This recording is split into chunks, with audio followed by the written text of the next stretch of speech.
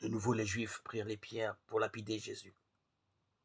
Celui-ci reprit la parole. J'ai multiplié sous vos yeux les œuvres bonnes qui viennent du Père. Pour laquelle de ces œuvres voulez-vous me lapider?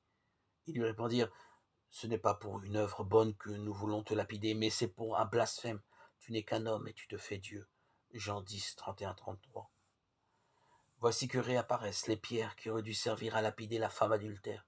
Si les pharisiens n'avaient pas été désarmés par une parole plus coupante qu'une épée à deux tranchants, Hébreux 4, 12.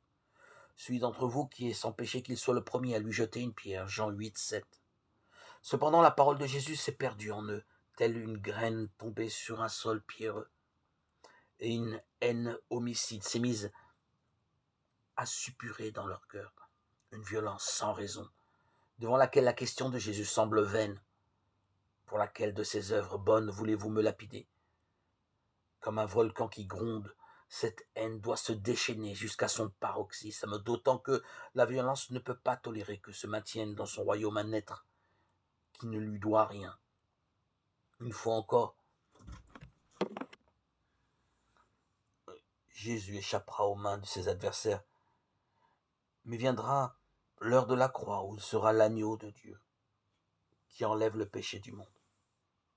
Jean 1, 29.